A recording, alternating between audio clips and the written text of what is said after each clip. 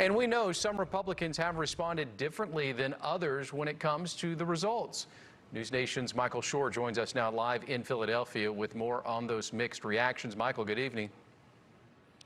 Good evening to you. Yeah, what we're looking at here in Philadelphia is sort of the end of a very long week with a lot of attention focused on the Keystone State, because that's the state that actually, in the end, put Joe Biden over in the Electoral College count. But what has also happened here is you've seen Rudy Giuliani this week. You saw him at first with Eric Trump. Then you saw him later with Corey Lewandowski and Pam Bondi, the former Attorney General from Florida, who has adjudicated these sorts of things before. You'll recall she was there in Florida in 2000 during Bush v. Gore. So it's an important person that you have here in Pennsylvania for the Republicans because of the experience she has had with looking into these election issues. That said, there are going to be legal cases being pushed into the court system here in Pennsylvania. Some of them have been rejected. Some of them haven't yet been heard. But there are 20 days between the day that Election Day happened and the day they certify votes. But some people in the Republican Party around the country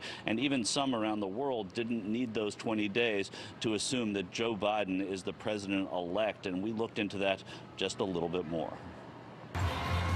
President-elect Joe Biden accepted the result of this week's election in Wilmington, Delaware, Saturday night. And so too have Republican leaders here in the U.S. and leaders across the globe. Former President George W. Bush issued a statement Sunday saying, "I just talked to the president-elect Joe Biden and thanked him for the patriotic message he delivered last night." And former GOP presidential nominee, Utah Senator Mitt Romney, shared his thoughts on those in his party who are thus far unwilling to accept the results. It's important for us to recognize that the world is watching. And I think, by the way, for all of us, whether we're in the Senate or the governor's homes or whether the president himself, you think of the line from Hamilton, history has its eyes on you. But the First Lady of the United States, Melania Trump, today echoed her husband's sentiments on Twitter, saying, "The American people deserve fair elections. Every legal, not illegal vote should be counted. We must protect our democracy with complete transparency."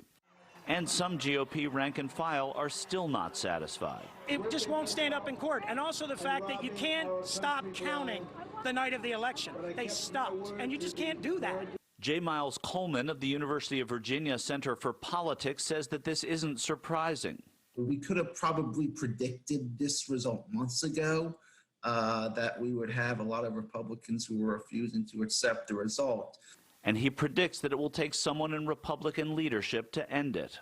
Maybe if we got some Republican leaders like Mitch McConnell trying to send those signals as well, that might quell things to some extent.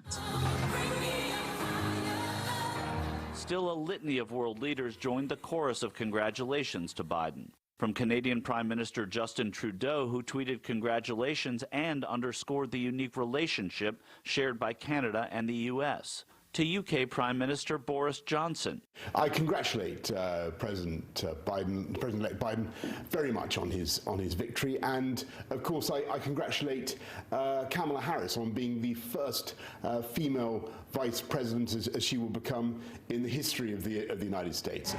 For now, the waiting continues. It's the waiting and also the legal wrangling that's going to continue, as well as it'll happen here in Pennsylvania. It'll happen, Aaron, in Georgia as well, where former Representative Doug Collins has been placed in charge of the recount effort on behalf of the president in the Peach State. So it's going to take a little bit of time, but these things do get they get worked out in these odd interregnums between presidencies. Michael, before you go, we were able to hear the speech last night, and the president-elect mentioned that tomorrow he's going to start naming people to a COVID team. What do we know about that team and the action that they will take come January 20th? Yeah, it's really interesting. Vivek Murthy is a former Surgeon General of the United States during the Obama administration. He is someone who has been both privately and somewhat publicly advising Joe Biden as he was a candidate for the presidency. Coming into when he got the nomination, he started talking to Murthy. That is someone who's going to head up this coalition going into January 20th. They're going to be working very hard at coming up with a plan that they will share in fits and starts, they've told us, throughout the next month and a half. Michael Shore reporting for us. Michael, thank you.